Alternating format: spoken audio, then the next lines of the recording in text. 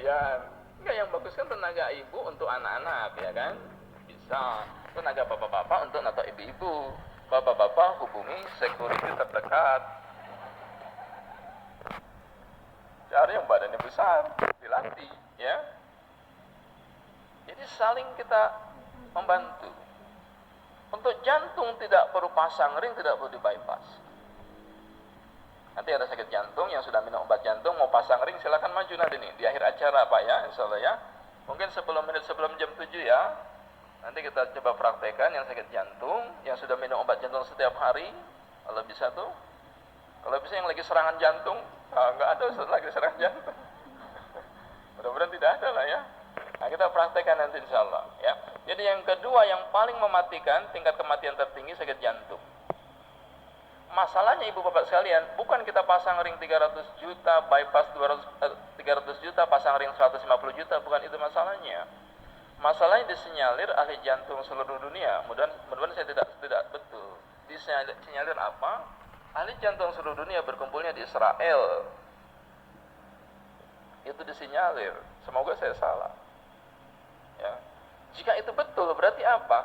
Berarti kalau kita pasang ring, kita bypass jantung, kemana larinya uang kita? Ya Yahudi. Ya. Maka dengan ilmu yang mudah ini, umat Islam bisa terbebas dari penjajahan, dari dominasi Yahudi di bidang obat kimia dan medis. Sederhana Ustaz, sederhana, di awal-awal doang. Ya. Lo pilot Batik Air Pak, pilot Sriwijaya Air, beberapa pilot itu, ya. Ada pilot Batik Air 3 titik penyumbatan, ya, totok setiap hari selama 40 kali, dicek lab lagi, bersih sama sekali tidak ada penyumbatan, tidak jadi pasang ring. Ya. Ada lagi pilot Sriwijaya Air, ya, penyumbatannya begitu banyak, harus di bypass, ya. Totok setiap hari 2 kali Pak. Dia datang ke klinik kita, pagi ditotok, siang ditotok lagi, 2 kali sehari. Ya. Tadi kan debu yang tebal kan, boleh disapu setiap hari kan? Ya. Sehari 2 kali totok, 30 kali kira-kira dia masuk ruang operasi. Dari banyak penyumbatan, tinggal 1 penyumbatan. Tapi kata dokter Dishub, Bapak harus di bypass. Karena 1 penyumbatannya itu 100%. Dari banyak penyumbatan awalnya, ditotok setiap hari, tinggal 1 penyumbatan, tapi 100%. Jadi bagaimana dok? Harus tetap di bypass. Ya, harus tetap di bypass.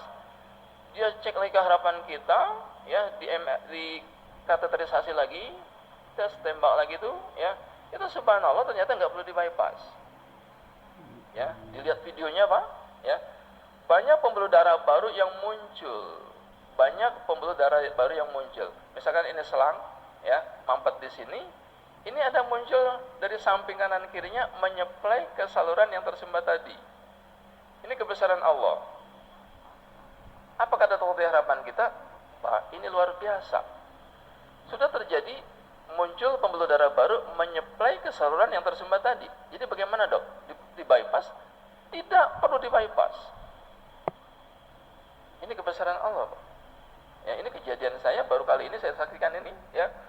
Sudah terjadi natural bypass. Ya. Baru kali itu kita temukan ada pasien yang melakukan sendiri bypass di tubuhnya sendiri, subhanallah. Ya. Jadi intinya apa? Intinya tubuh kita itu sangat cerdas. Bisa mengatasi masalahnya sendiri, Pak. Ya. Begitu kita totok darahnya lancar, subhanallah, muncul pembuluh darah baru menyeplai ke saluran yang tersumbat tadi. Jadi tidak perlu di bypass. Bayangkan Ibu, bypass berapa juta? 300 juta. Kalau beliau gratis lah, ya, 300 juta untuk bypass itu. Jadi tidak perlu di bypass, sudah terjadi natural bypass. Jadi ibu bapak, mungkin orang tua kita, mungkin kita sendiri yang harus pasang ring, ya, harus di bypass. Maka dengan izin Allah bisa diatasi dengan totok punggung insyaallah. Ya, bisa diatasi dengan totok punggung. Walaupun jantung genetik bawaan sejak lahir itu ada masalah di punggungnya. Menurut dokter Ustaz, jantung genetik tidak bisa disembuhkan. Bisa insyaallah. Ya. Jadi kalau ada anak bapak ibu jantung genetik bocor jantungnya, itu pasti berbeda belikat kirinya, titik jantungnya dengan anak yang normal jantungnya. Ya. Jadi anak yang jantungnya bocor ibu bapak sekalian, belikat kirinya berbeda dengan anak yang jantungnya normal. Silakan dibuktikan. Ya. Jadi tidak perlu pasang ring, tidak perlu di bypass. Bahkan ibu bapak sekalian, terkadang jantung bocor itu merupakan cara Allah untuk membuat makhluk itu tetap survive. Kemarin ada pasien dari Ponorogo juga itu, subhanallah, ke Jakarta, Bekasi. Mungkin beliau ada di sini. Anak beliau jantungnya bocor, temannya jantungnya bocor juga. Ya. Teman ini dioperasi, dokter, ya. Begitu dioperasi, Pak, des. Ternyata tidak ada saluran dari paru-paru ke jantung. Jadi jantung bocor itu cara dia untuk bertahan hidup ternyata. Meninggal akhirnya di meja operasi. Harusnya tidak perlu dioperasi, jantungnya bocor itu memang cara tubuh dia bertahan survive. Dokternya kaget. Loh, ternyata memang bocornya memang harus bocor gitu. Ya. Kalau nggak bocor dia malah mati. Ini kebesaran Allah. Ini kelainan mungkin ya. Jadi jantungnya bocor sejak lahir memang itu cara Allah untuk membuat dia tetap hidup. Menurut dokter harus ditambal jantungnya bocor. Begitu dia bedah ternyata nggak ada saluran dari paru-paru ke jantung. Wah, ini ternyata memang cara tubuh dia untuk bertahan hidup. Malah meninggal dia bedah. Ya. Kita tangani yang jantungnya bocor, Pak. Insya Allah sudah normal kembali. Ya, jadi untuk kasus jantung dan sebagainya tadi yang emergency insya Allah bisa diatasi dengan totok punggung. Ya. Yang ketiga apalagi kasus emergency? Banyak, Pak. Gegar otak. Mana mungkin Ustaz orang kena bentur kepalanya, ya kan, ditotok punggungnya. Kan nggak mungkin menurut kita. Kejadian di Sangatta, Kalimantan Timur. Saya kasih pelatihan di KPJ, Kaltim Primakol. Ya. Itu waktu pagi, dia sama temannya naik motor. Ngebut, Pak. Pagi-pagi subuh-subuh dia buru-buru naik motor dengan temannya. Jatuh dia. Ya. Kena bentur batu, masuk batu di kepalanya ini, tembus di sini, Pak. Langsung melotot itu temannya. Melotot, Pak. Mendelik lah orang bilang itu ya. Karena kena bentur batu, masuk batu, langsung dia mendelik. Dia lagi nyetir motor, lihat temannya jatuh. Panik tidak kira-kira, Pak?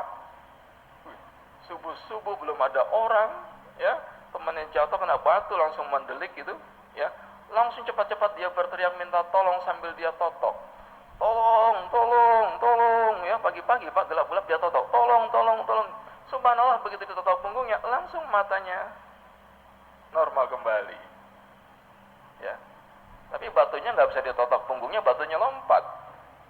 Batunya harus dioperasi, diambil. Dibawa ke rumah sakit oleh masyarakat pada saat itu, langsung diperban, ya, dijahit dan sebagainya. Pagi-pagi dia betulin pompa air, temannya langsung datang bantuin dia betulin pompa air. Dalam kondisi diperban. Subhanallah. Ya. Jadi untuk kasus emergensi benturan gegar otak pun bisa. Bahkan di Jakarta itu ada pembangunan beca kayu, Bapak Ibu, Bekasi Cawang Kampung Melayu, flyover itu banyak tiang pancang, jalan berlubang, ya, banyak pengendara motor yang terjatuh. Sore hari ada yang terjatuh, dia ngebut jatuh, Pak, Bu. Terus kena bentur kepalanya. Koma. Ya, dianggap sudah mati oleh masyarakat, ditutupi koran dan daun pisang. Berarti sama, Pak, di sini juga ya. Kalau dianggap sudah mati, tutupi koran dan daun pisang. Masyarakat tidak ada yang berani menolong. Takut dijadikan saksi paling tidak. Pak, jangan Pak, nanti Pak disangkain karena Bapak gitu, ya. Teman kita dari Cipinang, dia Hidayatullah majalah itu pulang ke Bekasi, dia lihat, Pak. Ya, dia buka koran dan daun pisang itu, ya, dia cek nadinya, ternyata masih hidup, subhanallah. Cepat-cepat dia totok punggungnya, muntah keluar darah dari mulutnya, gumpalan-gumpalan darah yang kental-kental itu, dari hidungnya, dari mulutnya, dan sedikit dari telinganya. Totok lagi, muntah lagi dia, langsung sadar pengendara motor tadi. Sadar, Pak. Bingung dia. Mana motor saya? Kirain terima kasih. Motornya dulu dipikirin, Pak. Mana motor saya? Barangkali motornya belum lunas. Jadi motor angsuran ya, yang dominan di otaknya itu. Begitu sadar, mana motor saya? Ini Pak kunci motornya, ini helm Bapak. Langsung dia jalan, subhanallah. Tanpa terima kasih Pak. Dan belum bayar juga. Gak pernah kita berpikir dapat uang seperti itu Pak ya. Gak pernah. Itulah fungsinya kita menolong orang ya. Yakin kita Pak kalau nolong orang pasti dibalas oleh Allah dengan balasan yang lebih baik lagi ya. Jadi untuk kasus emergensi gegar otak sekalipun dengan izin Allah otot punggung bisa mengatasi itu. Jadi tenang kita Pak. Seorang ibu anaknya jatuh, Ustadz, anaknya itu diri di kursi makan ya. Lalu jatuh ke belakang, berdiri di kursi makan, kursinya jatuh ke belakang. Kena bentur apanya? Kena bentur kepalanya. Ibu kondisi kayak gitu, lihat kayak gitu Bapak, panik gak kira-kira? Ya, SMS ke saya, Ustadz anak saya jatuh, duduk di kursi makan, lalu jatuh ke belakang. Cepat Bu, totok tengkuknya, cepat Bu, bahu belikat kirinya, cepat Bu, tekan ginjalnya, muntah darah. Ya, habis itu dia SMS lagi, Ustadz muntah darah. Saya bilang Alhamdulillah. Dia kaget, kok Alhamdulillah? Ya betul Bu, berarti pendarahan di otaknya sudah keluar, tidak perlu lagi dibedah, ya kan? Ternyata tubuh kita punya cara untuk mengeluarkan pendarahan di otak, punya. Ya, cerdas Bu, tubuh kita tuh cerdas gitu. Ya, hampir tidak perlu intervensi dari luar, seolah-olah begitu. Ya, totok lagi sampai sore, bagaimana bisa pasti pusing, totok lagi Bu, agak sedikit ke bahunya, totok lagi Bu, terus. Sore baru dia SMS, alhamdulillah Ustaz, sudah enteng kepalanya, sudah bisa makan lagi dia. Subhanallah, dari pagi sampai sore Pak. Dia mengatasi ibunya sendiri. Ya. Maka wajib keluarga muslim satu orang bisa totok punggung insya Allah. Ketika demam berdarah, ibu bapak nggak usah khawatir, di rumah saja totok Pak insya Allah. Kita ke rumah sakit antri. Apalagi mohon maaf BPJS Pak. Ya. Terkadang kita tidak dilayani. Layani setengah hati. BPJS bikin pasien jadi stres. Berdoa kita pada Allah, ya Allah jangan kau turunkan rezeki buat hamba, teman hamba, jemaah Ummu Ponorogo di rumah sakit ya Allah. Ya. Jangan turunkan rezeki di rumah sakit. Ibu bapak doa begitu ya. Nanti rumah sakit Muhammadiyah sepi Ustaz. Rame yang lain lah, jangan kita. Diajarkan ini Pak insya Allah Ibu ya, diajarkan, dipelajari.